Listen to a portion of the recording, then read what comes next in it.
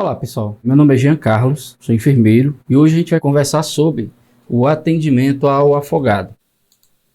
Vamos falar um pouco sobre a epidemiologia do afogamento no mundo. Só para vocês terem uma noção, em torno de 372 mil pessoas morrem por afogamento no mundo todos os dias. Isso dá uma média de 42 mortes por hora no mundo todo. O afogamento é um trauma de grandes proporções mundiais. Mais da metade das mortes, pessoal, ocorre em pacientes abaixo de 25 anos de idade, portanto adultos jovens, em idade produtiva. E o sexo masculino tem uma probabilidade de afogamento 2 vezes superior ao do sexo feminino. Isso em termos mundiais. Vocês vão ver que no Brasil, na realidade, isso é bem pior.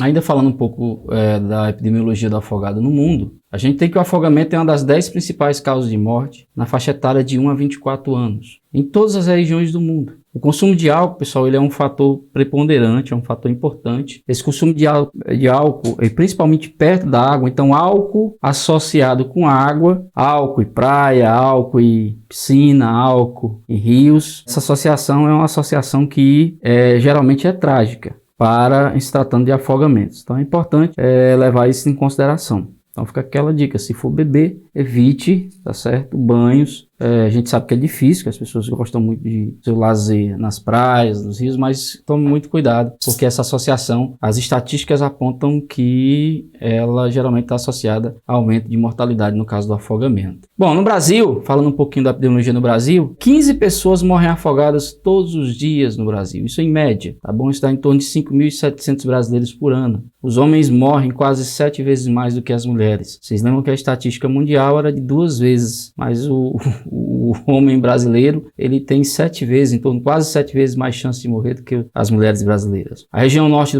do país, ela possui uma mortalidade maior. 47%, como vocês estão vendo aí, dos óbitos ocorrem em pacientes até 29 anos de idade. De novo, pessoas jovens, adultos jovens. 75% ocorrem em rios e represas. A gente sempre pensa que o afogamento está mais associado em praia por conta das notícias que a gente escuta na televisão, mas 75% ocorrem em rios e represas aqui no Brasil, né? Que são áreas que estão mais desprotegidas, onde eu não tenho o guarda-vidas, tá certo? Onde eu não tenho uma sinalização indicando os perigos nos locais. São alguns dos fatores que explicam por que nos rios e represas eu tenho uma incidência maior de afogamentos. 44%, pessoal, ocorre no verão, né? Na época de dezembro até março. Isso aí coincide com os períodos festivos de final de ano, período de início de ano, pega aí também carnaval. Então esse período aí é o período em que ocorre quase metade dos afogamentos. Cada óbito, pessoal, ele custa em torno de R$210 mil aos cofres públicos. Como é que é feita essa conta? Essa conta é feita do seguinte sentido. Você tem que levar em consideração que, por exemplo, um paciente desse de 29 anos que morre, ele ainda teria quanto tempo de vida útil para produzir para a sociedade? Então a gente faz esse cálculo pensando em quanto essa pessoa deixou de produzir para a sociedade. O prejuízo seria nesse sentido. Então você vê que é um custo, além de um custo social alto, tem também um custo emocional, porque são tragédias, são vidas que são perdidas ainda muito jovens. 52% de 1 a 9 anos, mais da metade das mortes nessa idade também ocorrem em piscinas e residências, no caso dos afogados, né, nessa faixa etária. Crianças com mais de 10 anos de idade se afogam mais em águas naturais, rios, represas e praias, tá bom? Crianças de 4 a 12 anos que sabem nadar se afogam mais pela sucção de bombas em piscinas. Isso aí hoje em dia o pessoal toma alguns cuidados, tem algumas precauções, mas ainda ocorre muito. E um dado fundamental, pessoal, que eu acho que a gente não tem que esquecer aqui, a segunda causa de óbito na faixa etária de 1 a 4 anos é o afogamento. Isso aí é um dado epidemiológico bem importante. Qual o perfil epidemiológico das vítimas de afogamento? A gente tem que entender o seguinte: os principais fatores de risco para afogamento são, como a gente já viu, ser do sexo masculino, uma vez que aqui no Brasil, por exemplo, existe quase 7 vezes maior possibilidade de morrer no caso dos homens em relação às mulheres por afogamento. A idade geralmente inferior a 14 anos. O uso de álcool, fortemente associado, baixa renda, desinformação, baixa escolaridade, pessoal que mora na residência rural, exposição aquática, obviamente que eu tenho que ter exposição à água para poder ocorrer o afogamento. Comportamento de risco, né? E aí o comportamento de risco entra vários fatores. Já antes a questão do álcool, né? Superestimar a minha capacidade de nadar, eu sou um excelente nadador, então isso aí também você se coloca em uma situação de risco. E no caso de criancinhas menores, a falta de supervisão. Tem que ter um adulto ali por perto, tem que estar próximo, né? Na realidade é ao alcance da mão. Para pessoas com epilepsia, o risco de afogamento é de 15 a 19 vezes maior que o risco habitual para uma pessoa que não tem epilepsia. Então, esses são alguns dados para a gente ter em mente e traçar uma ideia geral, né, desse perfil epidemiológico dessas vítimas de afogamento. E aí você me pergunta, mas Jean, você falou aí de epidemiologia do afogamento, você poderia me dar uma definição de afogamento? Se a gente for pensar em afogamento, pessoal, tem algumas definições, né? Eu vou usar aqui uma definição dada no Manual Resumido de Emergências Aquáticas, né, do Dr. Davi Spilsman, que é uma das maiores autoridades do mundo nesse assunto, tá certo? E vou usar também uma definição lá no primeiro congresso, na publicação da Organização Mundial de Saúde, que está lá do primeiro Congresso Mundial de Afogamento em 2002, que é uma das definições que tem lá. Então, o que é o afogamento? Afogamento é a aspiração de líquido causado por imersão ou por submersão, a gente vai ver a diferença, né? Ou a vítima, ela mergulha na água e fica totalmente submersa, ou então a vítima simplesmente ela imerge na água, né? Ela coloca, por exemplo, um exemplo clássico seria a colocação da cabeça ali num balde com água, né? Um absurdo, mas seria. O termo aspiração refere-se à entrada de líquido nas vias aéreas, como traqueia, brônquios e pulmões, e não deve ser confundido com engolir água. Então, a aspiração não é engolir. Quando eu engulo, a água vai para o esôfago e vai para o estômago.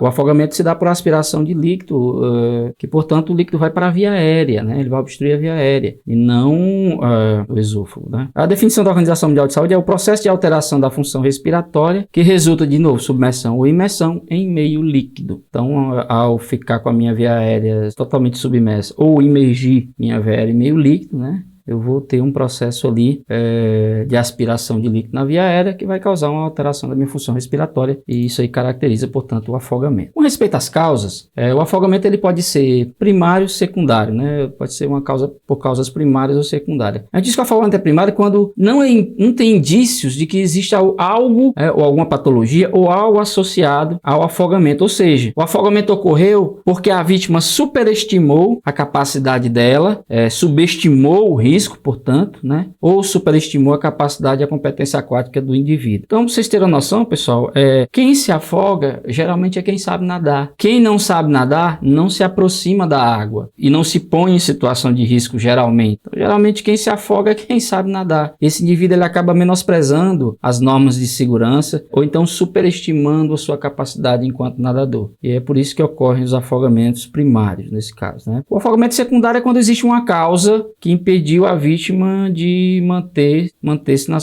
a sua via aérea acima, né, do espelho d'água ali, na superfície da água e, consequentemente, acabou se afogando. Então, por exemplo, se o indivíduo está embriagado, álcool ou drogas, por exemplo, e esse indivíduo está ali mergulhando e ele está tão embriagado que ele não consegue nadar de forma a manter a via aérea dele ali acima da superfície da água, esse indivíduo vai se afogar. Então, isso é um afogamento secundário, né? Convulsão, traumatismo, afogamentos que ocorrem por mal súbito, como por exemplo, um paciente tem um infarto dentro da água, patologias pulmonares, acidentes de mergulho, entre outras causas, né? Então você vai investigar se tem alguma causa e alguma patologia que explique alguma situação que explique aquele afogamento. Nesse caso, o afogamento vai ser considerado um afogamento secundário. Então assim, pessoal, quanto à gravidade do afogamento, né? Como é que eu classifico a gravidade? A gente vai ver aqui que o afogamento ele tem 6 graus com respeito à classificação. Mas deixa eu logo dizer para vocês. Eu vou definir logo uma diferença entre resgate e afogamento. O resgate, pessoal, é quando a vítima ela é retirada da água e ela não apresenta tosse, não tem espuma na boca ou nariz e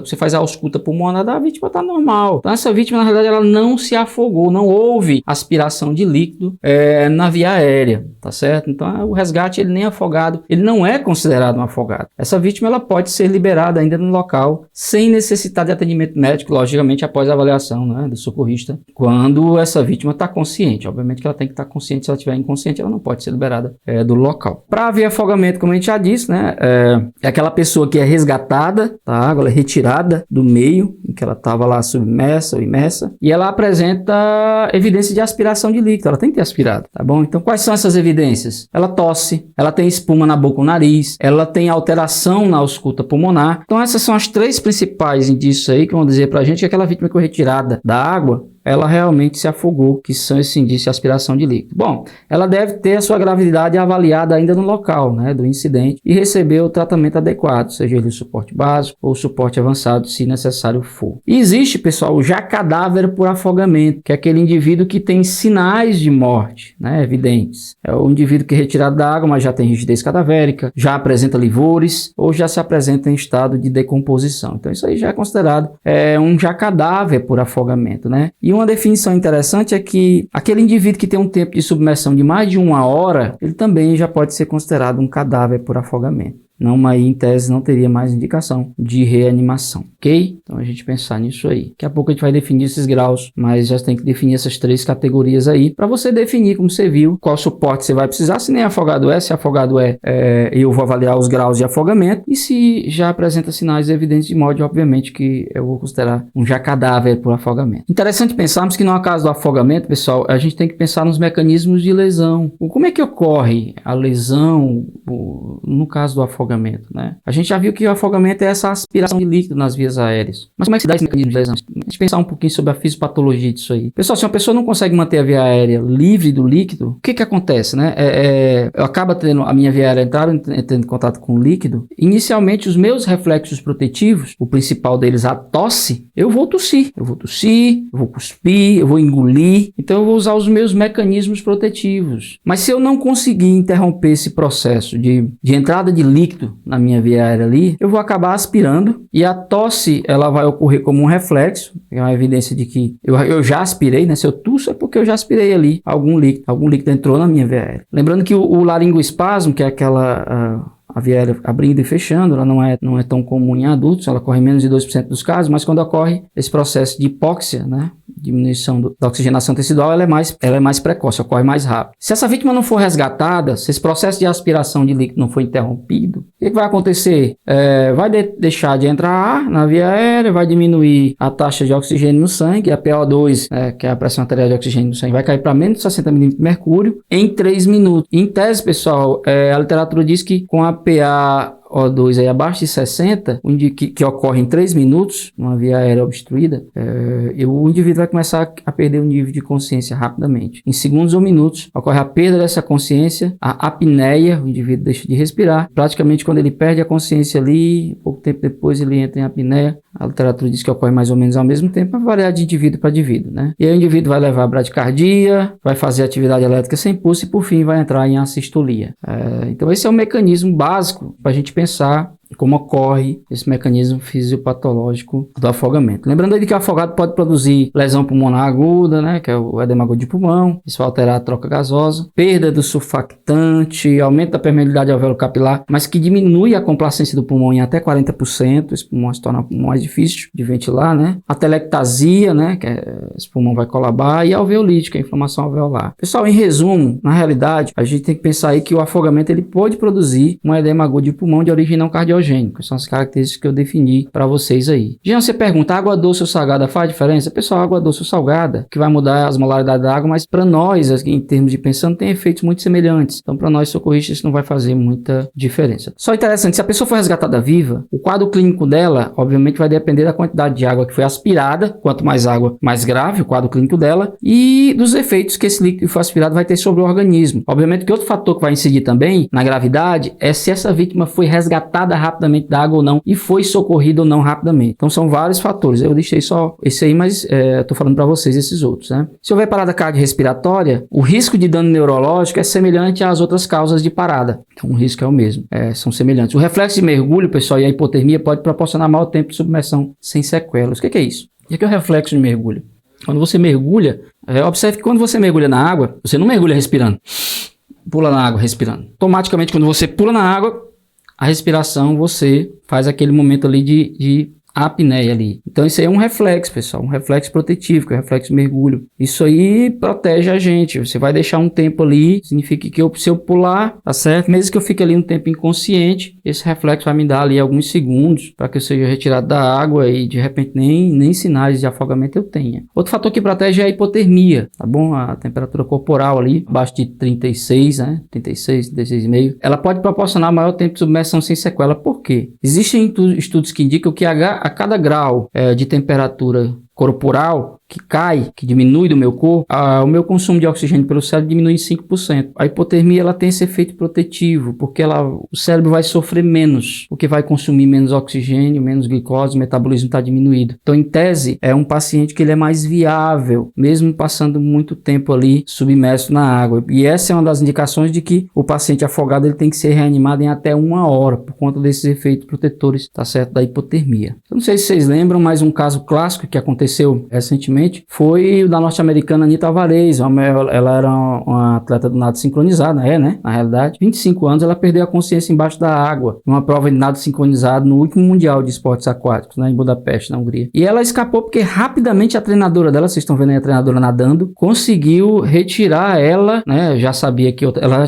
infelizmente, já tinha tido isso outras vezes, e ela acabou sendo retirada rapidamente pela Andrea Fuentes, socorreu ela. Pra vocês terem uma ideia aí, esse reflexo de mergulho, e esses nadadores eles aguentam muito tempo de submersão ali, né, sem respirar, mas o reflexo de mergulho e a rápida retirada da água fizeram com que ela tivesse uma excelente recuperação. Então isso também acontece com atletas, pra vocês terem uma ideia, né? Então existe uma cadeia de sobrevivência no afogado, né? No caso a Sociedade Brasileira de Salvamento Aquático, que é a Sobrasa aqui no Brasil. Eu estou colocando aí essa cadeia, mas essa cadeia ela é seguida no mundo todo. Então a gente tem um elo da prevenção. Prevenção, pessoal, é o que tem de mais efetivo no combate ao afogamento. A gente aqui vai se ater ao suporte de vida. Vou falar principalmente do suporte básico de vida no atendimento ao afogado, mas a prevenção é o que tem melhores resultados. Nada tem melhor resultado do que a prevenção. Então a melhor forma de eu não perder vidas com afogamento é prevenindo, tá bom? Infelizmente, quando já acontece, nós socorristas acabamos atuando no suporte a essas vítimas, no suporte de vida a essas vítimas, mas o ideal é que a gente invista pesado em prevenção. Então o primeiro elo, e o elo que tem maior impacto no caso da prevenção do afogamento, da mortalidade, é a prevenção. Mas uma vez que ocorreu esse afogamento, eu tenho que reconhecer precocemente que a pessoa se afogou. E aí como é que eu reconheço? Geralmente aquela pessoa que você está olhando para ela na água e ela não consegue manter a cabeça acima do espelho d'água. Aquela pessoa que fica lá, ela já não consegue mais, fica descendo e subindo, descendo e subindo, descendo e subindo. Essa pessoa geralmente ela não consegue mais nem gritar, porque ela já está ali usando todas as forças que ela tem para poder se manter acima da água e respirar. Então esse indivíduo você tem que reconhecer. Então nem sempre quando você olha, você percebe. Então olhe com cuidado. Então essa pessoa que está tendo dificuldade para se manter acima do espelho d'água, está batendo os braços de forma desordenada, ela não consegue mais ficar horizontal. Geralmente ela fica verticalizada, subindo e descendo. Então, existem alguns indícios que vão indicar para você que essa pessoa pode estar se afogando sim. Peça ajuda, se você perceber, estiver ali e não estiver como socorrista, peça ajuda, ligue para 193 ou acione, se houver ali perto de você, um salva-vidas, né? É sempre orientado que você forneça flutuação a essa pessoa, algum objeto que flutue, para que ela evite a submersão. Remover ela da água, lembrando que eu coloquei entre parênteses a remoção, mas esses dois últimos elos da cadeia, eles são elos que a gente vai trabalhar um pouquinho mais, mas a questão da remoção da água a gente vai falar daqui a pouco, isso tem que ser feito por profissionais, se for seguro para você, obviamente. Vamos falar de suporte de vida e hospital, se necessário for. Então, esses são os elos da cadeia de sobrevivência ao afogado. Então, como eu falei para vocês, a prevenção é a forma mais efetiva para reduzir a mortalidade no afogamento. Não existe nada que tenha mais impacto na mortalidade do afogado do que a prevenção. Mais de 90% das mortes, pessoal, são preveníveis. Por isso que a gente tem que investir tanto em prevenção. Jean, você está dando uma aula sobre suporte básico de vida e está falando de prevenção? Sim. É fundamental que a gente entenda que a prevenção, ela é o que vai ter maior impacto. A gente vai conversar aqui sobre atendimento ao afogado, logicamente, que é o nosso objetivo primário, mas vamos ter sempre em mente que prevenir é o melhor remédio. Manter crianças a um braço de distância, mesmo que saibam nadar. Isso aqui é fundamental para os pais e acompanhantes, né? A certa criança tem que estar na altura do seu braço aqui. Esticou o braço, não alcançou, está longe. Tem que estar aqui na altura na realidade, ao alcance da sua mão, tá bom? Nade onde existe a guarda-vidas, lógico, né? A gente já viu que um dos fatores que aumenta a mortalidade é naquele local onde eu estou nadando não haver a presença de guarda-vidas, né? Então, se vai escolher uma praia, um local, procure locais que tenham guarda-vidas, tá bom? No caso de crianças, a gente tem que restringir o acesso a piscinas e tanques. São vários os casos que a gente ouviu falar de crianças que se afogam porque tem acesso a piscinas ou a tanques, tá certo? Então, tem que ter uma cerca ali, protegendo esses locais. Sempre use colete salva-vida em barco ou durante a prática de esporte aquático. Isso aqui é fundamental. Mas eu sei nadar. Não. Sempre use, tá certo? Colete salva-vidas em barcos, porque tendo um acidente ou qualquer que seja a situação, você tem ali um colete que pode lhe auxiliar nessa flutuação. Aprenda a nadar. É interessante você aprender a nadar. Lembrando que o fato de você saber nadar não indica que você não vai se afogar. Aprenda a nadar. Medidas de segurança na água e primeiros socorros também tem que ser aprendidos por toda a população. Então reconheça e peça ajuda. A gente já viu ali que uma vez que eu preveni e a prevenção não funcionou, reconheça e peça ajuda. Reconheça o afogado, uma vítima incapaz de se deslocar, ela não sai do canto, permanece em posição vertical na água, não consegue manter a cabeça, fica descendo e subindo, né? Fica com aquela natação totalmente errática. gente já falou sobre isso. Peça ajuda, pessoal. Liga 192, liga 193, dependendo, chama o SAMU, chama os bombeiros. Pare o afogamento, tá bom? Como é que eu paro o afogamento? Já forneça algo que permita que a vítima flutue. Forneça um flutuador. Tente ajudar sem entrar na água. Você pode se tornar uma vítima. São inúmeros os casos que a gente conhece de pessoas que vão tentar socorrer alguém que está se afogando e acabam morrendo também. Tente ajudar, mas sem entrar na água, tá bom? Isso é para profissionais. Use uma vara ou uma corda para ajudar o afogado. Só entre na água se for seguro para você e mesmo assim com um flutuador. Pessoal, e se você for a vítima, tente não se apavorar. Tente acenar por socorro e flutuar, tá bom? Isso é uma das coisas que a gente orienta a você tentar. E aí não foi possível, infelizmente houve o afogamento, e aí eu vou intervir e a minha ação vai ser conforme os graus de afogamento. A gente já viu que resgate é aquele paciente que nem tosse tem, que não tem espuma na boca ou nariz, tá certo? Não tem dificuldade respiratória. Esse paciente, você avalia ele estando consciente ali, você faz uma avaliação rápida dele, faz uma ausculta pulmonar rapidinho ali, não tem tosse, não tem sinais de insuficiência respiratória, dificuldade de respirar, ele pode ser liberado ainda na cena, né? O afogado grau 1 é aquele paciente que tem tosse, mas sem espuma na boca ou nariz. Mas ele tem tosse, então ele já se afogou. Quem já não foi um afogado grau 1? Eu já fui várias vezes. Mergulhou, subiu tossindo, filhinho, grau 1. Esse paciente pode precisar de repouso, aquecimento, obviamente, né? E medidas de conforto, né? Não há necessidade de oxigênio, de hospitalização, no caso do afogado grau 1. Não há necessidade, tá bom? O afogado grau 2 é aquele que já tem um pouco mais de espuma na boca, né? Ou nariz, né? Tem tosse, obviamente, pouca espuma na boca ou nariz. O paciente pode precisar de oxigênio nasal, catéterzinho nasal ali 5 litros por minuto, aquecimento, repouso, acalmá-lo. Até ele pode precisar ser observado por até 24 horas para ver a repercussão, tá bom? Esse é o afogado grau 2. O afogado grau 3, pessoal, e o 4, eu vou distinguir para vocês aqui. O afogado 3 e o 4, a gente já disse que são afogados um pouco mais graves, né? Ele já tem muita espuma na boca ou nariz, tá certo? Essa espuma, pessoal, é um indício de que ele entrou muito líquido na via aérea dele. Então, muita espuma na boca ou nariz, muito líquido que entrou na via aérea do paciente. E aí, o pulso radial dele ainda está palpável. Esse paciente é um paciente ainda que ele não tem hipotensão ainda. Afogado grau 3 é aquele afogado que ele já tem uma ausculta pulmonar alterada, tem bastante espuma pela boca, saindo pela boca e no nariz, mas quando você vai checar lá o C, na avaliação dele, o pulso radial, esse é um paciente que ainda tem pulso radial palpável, ou seja, ele ainda não está hipotenso, mas ele já tem uma ausculta pulmonar alterada, esse paciente já tem sim uma dificuldade respiratória importante, então você tem que ofertar para ele oxigênio por máscara não reinalante, 15 litros por minuto, ainda no local do acidente, colocá-lo em posição lateral de segurança, que no caso do afogado nós sabemos ser o lado direito, e esse paciente vai precisar de internação hospitalar sim. De repente esse paciente ele pode até precisar ser intubado, pessoal. Se é avaliado pelo profissional médico, ele pode até ser necessária a intubação dele, tá bom? O afogado grau 4, a diferença é que além do que ocorre com o grau 3, esse paciente já começa a apresentar hipotensão, né? Sinais de choque. Além dos cuidados que a gente já falou aqui, esse grau 4 ele pode evoluir rapidamente com uma parada respiratória. Então a atenção tem que ser máxima no atendimento a esse paciente também. Então todos os cuidados do grau 3 você vai fazer. Só ficar mais atento, como ele está mais grave, já tem sinais de choque ali, né? O pulso radial já não está palpável, tá bom? Que indica que ele está hipotenso. Coloque em posição lateral de segurança. Observe com cuidado que ele pode evoluir para uma parada respiratória. E esse paciente ele vai precisar sim, provavelmente ser internado de cuidados intensivos. E como eu falei para vocês, ele pode precisar ser intubado também, ainda na cena. Paciente grau 5 é o paciente com parada respiratória, que já evoluiu para uma parada respiratória, né? E aí ele tem pulso ainda, obviamente, mas ele evoluiu para uma parada respiratória. Esse paciente você vai fazer ventilação com ele. Se você não tem um dispositivo de barreira, você vai fazer boca a boca. Não faça compressão cardíaca nesse paciente ainda, né? E aí eu vou já falar para vocês que tem pulso ainda, no caso. Mas a gente vai falar aqui que tem uma observação da atualização que teve agora. Após ter retorno da situação espontânea, esse paciente volta a ser tratado como um grau 4. O grau 6 é o paciente que está em parada cardiorrespiratória, e aí você vai reanimá-lo, né? E aí fazer 2 ventilações e 30 compressões com um socorrista. E aí interessante vocês observarem uma coisa: se você tiver 2 socorristas, o afogado em PCR, ele é tratado como se fosse uma criança.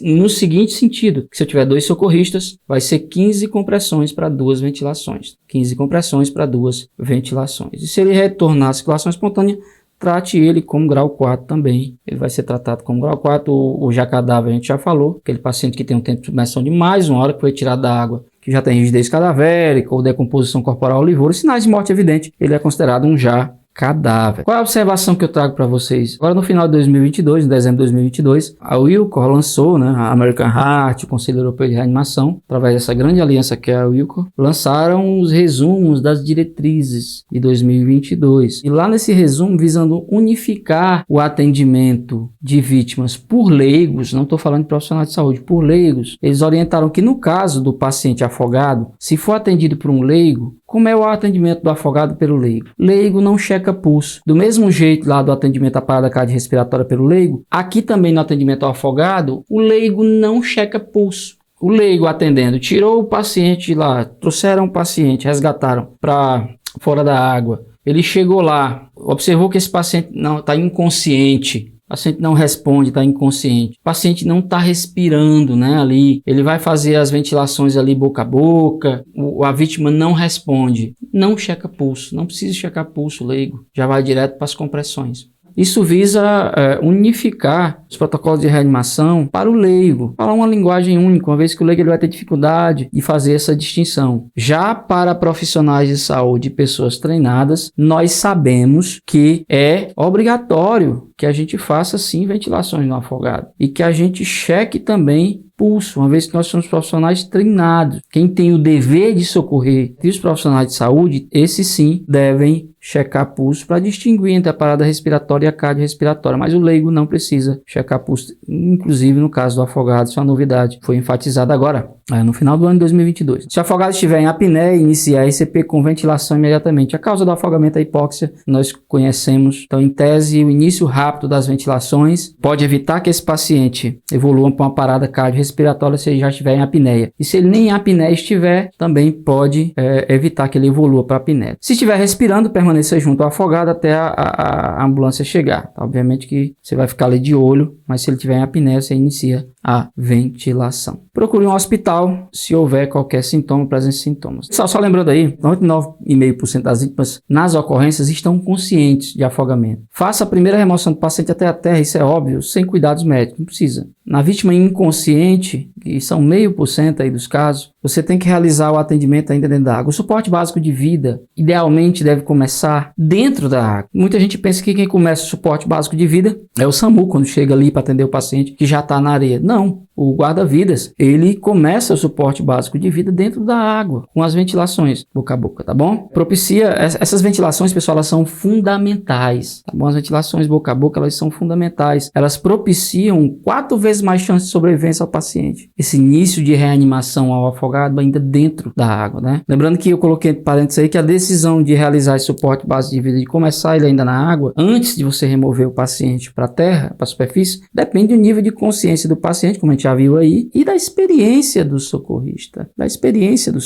Né? Se o cara não tem experiência, não faz. É arriscado. O atendimento ao afogado, como a gente já viu, vai ser a avaliação primária e a prioridade. Então, vai avaliar o ar, via aérea, vai avaliar o B, a ventilação do paciente, o nível de consciência, se é verificar também, estímulo verbal e tátil. Tratamento da via aérea, boa ventilação e circulação, avaliação primária que nós já conhecemos. Eu vou pormenorizar como é que você vai fazer suporte básico. Vamos falar um pouco de suporte básico, né? Vocês estão vendo aí que, idealmente, esse suporte básico tem que começar ainda lá na água, no caso da vítima inconsciente. Ao chegar na areia ou na borda da piscina, coloque o afogado em posição paralela à água, de forma que ele fique com suas costas voltadas para o mar. A vítima com a cabeça do seu lado esquerdo, isso é uma sugestão que a gente dá, que é bem interessante, de costas para o mar. A cabeça e o tronco devem ficar horizontalizados. A água que foi aspirada não deve ser retirada, isso, obviamente. Isso aí atrasa o início da ventilação, se necessário for, que é importantíssimo, tá bom? Oxigenação e ventilação. E aí, se você for retirar água, você pode induzir vômito no paciente e ele pode broncoaspirar, isso é uma tragédia. Cheque a resposta da vítima, pergunte se você está ouvindo, ela vai responder ou não vai responder. Se ela responder, ela está viva, indique caso de resgate, né? Se ela responde, ela está consciente. Se ela está consciente, pessoal, ela é um afogado grau 1, 2, 3 ou 4, porque a partir do 5 eu tenho apneia, a partir do 6 é a parada cardiorrespiratória. Então, um afogado que responde a você, que está consciente, que tem algum indício de consciência, ele é um afogado no máximo até 4. Você vai colocar ele em posição lateral de segurança, obviamente que o 3 e o 4 você fez uma avaliação desse paciente, ele já vai ter ali um sofrimento respiratório importante, já vai ter uma ausculta pulmonar alterada, no caso do 4 já vai estar hipotenso, então você vai colocar em posição lateral de segurança do lado direito, no caso do suporte básico de vida. e aplique o tratamento de acordo com o grau. A gente já viu que dependendo do grau, você vai ofertar oxigênio por dispositivos diversos. E aí peça socorro, estamos falando aqui de suporte básico, peça ajuda. Ligue para o SAMU 192 e solicite ajuda. Se você estiver socorrendo no suporte básico de vida, você vai pedir ajuda. E aguarde o socorro monitorizando a sua vítima. Fica ali observando a vítima, pessoal, é importantíssimo isso. Se não houver resposta, aquela vítima inconsciente, se não houver resposta, a gente já vai imediatamente pedir ajuda. 192 e 193, né? SAMU, bombeiros, peça alguém para chamar a ambulância ou guarda-vidas. E aí você vai abrir as vias aéreas, ele fala aí a remoção, é uma paciente vítima de trauma, que o afogamento é um trauma, não é clínica, é trauma. Se não houver suspeita de lesão de cervical, você pode fazer abertura de vias aéreas através aí da extensão, né, da elevação do mento do paciente aí, extensão do pescoço. E aí, pessoal, aqui no afogado, interessante que você tem o ver, ouvir, sentir. Você vai ver se tem expansão torácica, tente ouvir a respiração e sentir a respiração do paciente, ou se sinta, né? Se houver respiração, é um caso de resgate, ou 1, 2, 3 ou 4, tá certo? Coloque em posição lateral de segurança e aplique o tratamento apropriado. A gente já falou isso aqui da oferta de O2, né? Se não houver respiração, ele orienta que inicie ventilação boca a boca, obstrua, no caso, o nariz, utilizando a mão esquerda na testa, com 2 dedos na mão direita, abra a boca, realize 5 ventilações boca a boca iniciais, observando se suas ventilações são eficientes, porque você vai ver a expansão torácica do paciente à medida que você ventila. Então, faça 5 ventilações. O suporte básico de vida ao afogado que não respira começa com 5 ventilações de resgate. Guarde isso. Começa com 5. Idealmente, você deve usar uma pocket mask ou um dispositivo de barreira. Lembrando, pessoal, que a vítima de afogamento, quando você ventila, pode vir vômito, com água vem vômito, vem um monte de coisa. Então, assim, idealmente um dispositivo de barreira. Dispositivo de barreira.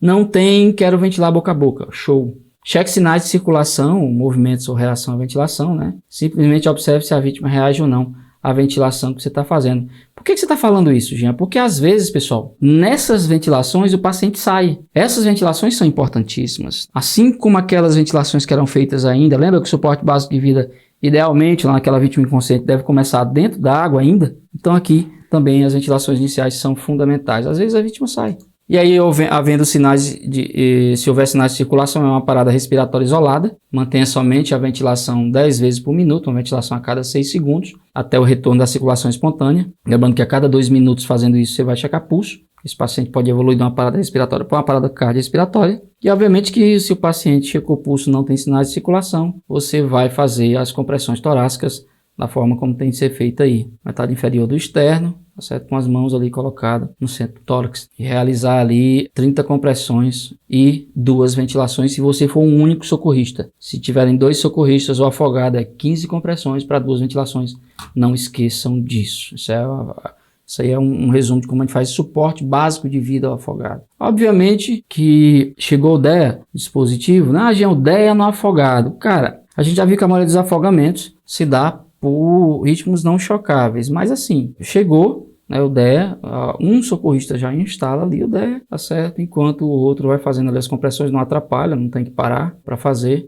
O que não pode é ser retardada a instalação do DEA, e a gente já sabe que a causa da parada é a hipóxia, a ventilação nesse caso ela é fundamental. E como você já chamou o suporte avançado de vida ali, já pediu ajuda, tá bom? Suporte básico avançado, se você era socorrista, e aí você vai, assim que chegar ao serviço, eles vão dar entrada com esses dispositivos, ou DEA, ou no caso o desfibrilador manual, no caso do suporte avançado, e aí as condutas vão serem somadas às que você já fez. Pessoal, só lembrando que todo mecanismo de lesão contuso, com impacto violento na cabeça, no pescoço, no tronco ou na pelve, incidentes que produzem aceleração e desaceleração, força lateral no pescoço, ejeção de veículo motorizado ou outro veículo de transporte, e todo incidente em água rasa, essas que eu estou colocando para vocês aí são situações que está lá no PHTLS, por exemplo, no programa de atendimento à vítima em ambiente pré-hospitalar, vítima de trauma em ambiente pré-hospitalar, que é o maior programa no mundo, né, de atendimento à vítima de trauma. Oriento e indico a vocês a realização do PHTLS, tá bom? Quem puder, faça. Eu coloquei aí o incidente em água rasa em destaque porque,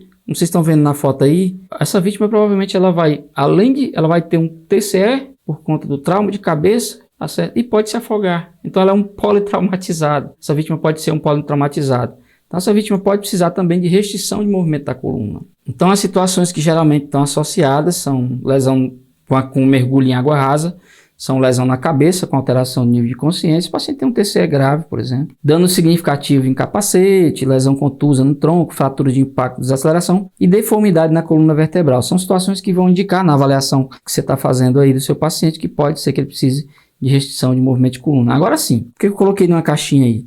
Devido à baixa incidência de TRM nos afogamentos e o atraso pode gerar, que isso pode gerar na ventilação, a RMC durante o resgate sem sinais de trauma não é recomendada. Então assim, o que eu estou querendo dizer aí? Você tem uma baixa incidência de TRM nos afogamentos, a não ser naquela situação que eu falei para vocês, que indique sim que esse paciente pode ter tido um trauma raquimedular, como lesão de cabeça com alteração do nível de consciência. É um afogado, tem lesão de cabeça com alteração do nível de consciência, o mecanismo de trauma foi um afogamento em água rasa, tem deformidade na coluna, então esse paciente sim, ele vai precisar de RMC. Caso contrário, a incidência é muito baixa, no caso de TRM em afogamentos, não tem a necessidade de você se preocupar com essa restrição de movimento de coluna nesses casos. Eu queria agradecer a todos, dizer que aí vocês têm aí o portal do IBRATES, tem o canal no YouTube e no Instagram, e vocês podem dar uma olhadinha, tá bom? Abraço!